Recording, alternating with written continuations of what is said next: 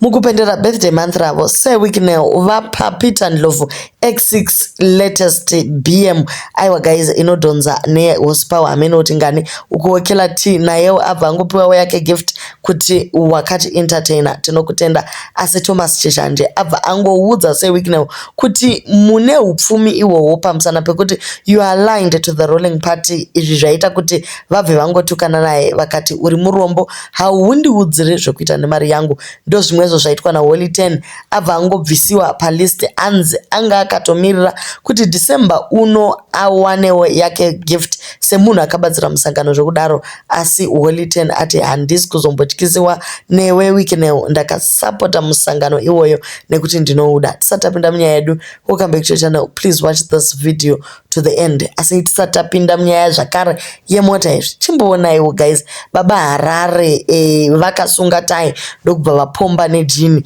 toti kudiko kudyiswa here. Alright, haisiriyo nyaya yedu, so totangira papiko handei pana Peter Ndlovu.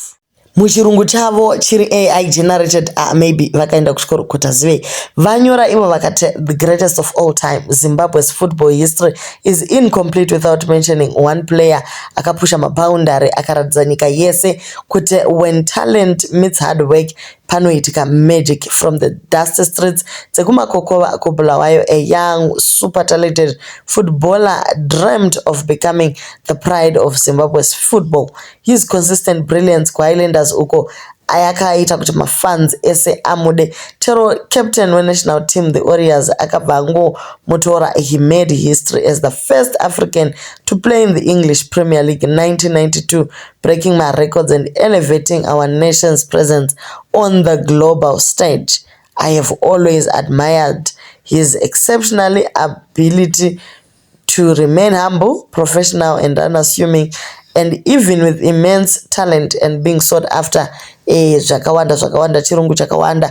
Growing up he was my superhero. I aspired to play like him. However, my billionaire body had other plans for me. While I may not have graced the soccer pitch to play, I am fortunate to have the means to appreciate those who have excelled in playing the beautiful game of football. Congratulations to you, greatest of all time, the God, the one and only football talisman, Peter Sogozoke Ndlovu, a man who defined football in Zimbabwe and abroad. I understand you are now based in South Africa, but a millionaire in all currencies. I am capable of making things happen anyway. Having said that, Ndapa Brownwin at Vogue Auto Motors, Alone in Rivonia, Morningside, Santin, your brand new top of the range 2024 BMW X6M Sport competition is fully paid for and ready for collection. A quick 2.6 million rand, $144,000 was spent wholeheartedly on this legend. This is a small token of my appreciation for your outstanding contribution to the game of football and for inspiring generations of Zimbabwean super fans. So ndo mashoko ari kubva kuna seweeknail. Chirungu chavo chakawanda vedwe hatiziva kuti vakomana vakadzidza kupi, asi manetizens ari kunzobvunza kuti hatisi kubhiliva guys kuti mari iyi iri kuwanikwa kupi. Kavationeseiwo kagomba racho pari kujurujiwa vedwe tiindewo.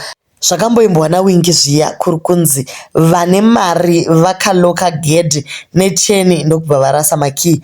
Vari kupoverty munoramba muriko, vari kumariches vanoramba variko. Yes, this is excellent. seweeknail, you are doing a fantastic thing by rewarding our legends in such an amazing way. Let me take this opportunity to ask you to extend this great gesture to our writing fraternity. Please, if possible, muti urangarirewo Aaron Chiundura Moyo. Vanhu vakawanda vari kunyorawo zvavanofungawo kuti zvino svika uko naseweeknail kuti zviri kuitirwa kuti navo vagowanawo something here. Handiti munhu wese akungozamawo kuwanawo chiakwaya tochidiko naivedwe.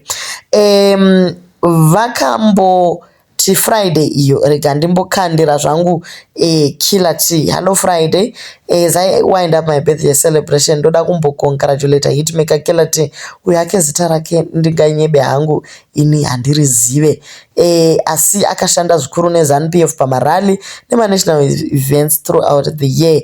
Passion yake netalent inodiwa nemunhu wese, and from the humble and early days of hatina nguva yekuzorora to your recent international hit kana ndanyura iwe, you have demonstrated ability and commitment to show and share your God-given talent in Zimbabwe. Songs such as Bvunza Tinzwe poses the most difficult questions about our spirituality and how we shall one day be reunited with those who have passed on but remain closest to our hearts.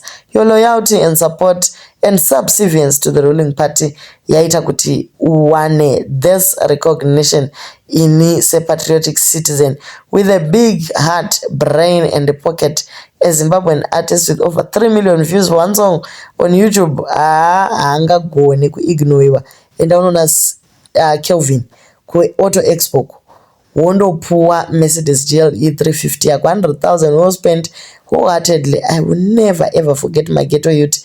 Takazvarwa takangodaro tine hunhu wegeto. Enjoy your car. So ndo mota yapowa Killer T iyo guys. Killer T wapinda guys. This man yeah. But anyway, kuti you are the giver. You have mastered a very spiritual art of wealth which many people haven't mastered yet. You will never go down, for this is a key secret to transgenerational wealth. So ndevamwe vari kutaura, maybe vanofunga kuti vakanyora comment inoshamisira vachanzi chimwe chaakwaya ichi guys.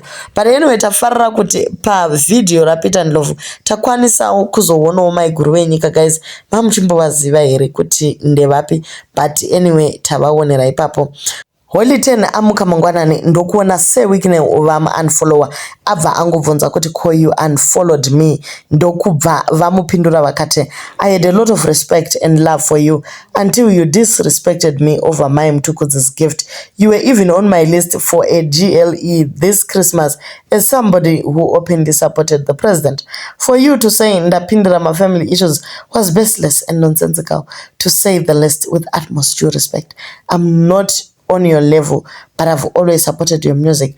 I thought you were a brilliant young man with a great future ahead.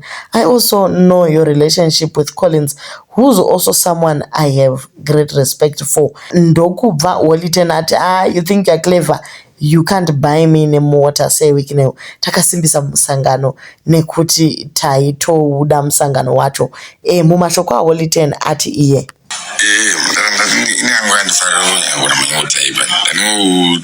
three issues. Number one, I feel like legacy and every man being a man. Number two, I'm not like you in Andina support the president with the GOE. The fact that you're even telling me you want to buy me a GOE is insulting. In and we don't think I'm more than to think about GOE contracts. Those are good. And I supported the president out of proper solidarity. Those are the way that film comrade and Dinaku is it so whether the chat while the chocolate feel like or not, it's not based on the fact that I feel like I can get rewards from ZANU-PF. I support the ZANU-PF from a point of patriotism. Do not believe I could see my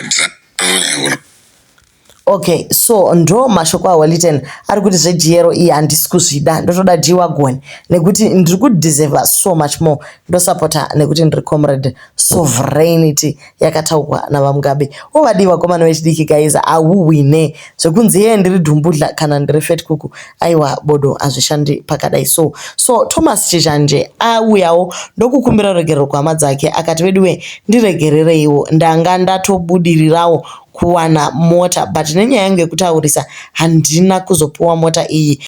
Sewikinewo vamukira mangwanani ndokubata jongwe muromo vachisendera mukomana message vakati I had a lot of respect for you till I saw your post about me. What a cab stop me from buying a Rolls Royce if I want to. To be honest, I found you very funny. Create more friends and less enemies. You are a very poor man and I could have actually changed your life.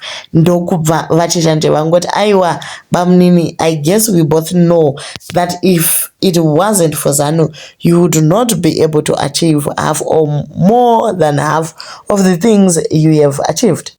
The same system has made so many people poor, no matter how hardworking or educated they are. It is the system that I'm talking about that has enabled you to be who you are. It has been an enabler to also a handful of people that are linked to it at the expense of millions that are suffering because of the same system. I know I post jokes that may be funny, but bruh, I can't keep posting jokes without also posting about the system that is making me poor, like you rightfully said. This system should be able to reward its citizens because of hard work and not how they are politically linked. So vari kuti ivo tora mota yako uise muzvidya iwe fat kuku. MaZimbabweans atambura zvikuru, ndo mashoko avo Thomas Chishanje akati aiwa mota yako unogona kungogara uinaye. Ataura zvakare akati haakwanisi kuramba achinanzva shure yevamwe varume nekuti iye haasi wired that way. Ari kuti chero zvikareva kuti achatimba netsoka kubva kuchitungwiza kuenda kuGrenora asina kupiwa iyo jero iyoyo, aiwa he will do that proudly, achiziva kuti haana kumbokumbira anything kumunhu. So guys, ndo nyaya dziri mumastreets idzi. Vakomana vechidiki Holly Ten naThomas Chishanje vamira savarume vakabva vaitaura chokwadi chiri pakadzikadzika pemwoyo wavo. Vati ivo havasi kutozombotyiswa naWikineri uye havasi kuzomboteerera zvese zvaanotaura izvo. If only we could all stand together and do things right. Amen. Kuti ndikutokanganisa here, but do leave your comments on what you think about this. Dai vangopuwa here mota kana kuti, but chatiri kunyanyisa kufara ndechoti my legends, for example Killer T is on international platform uye Peter Ndlovu akatamba kare vana baba vedu vachiri zvanana. Handiti munongoona at least he got something achiriwo mupenyu, he got his flowers.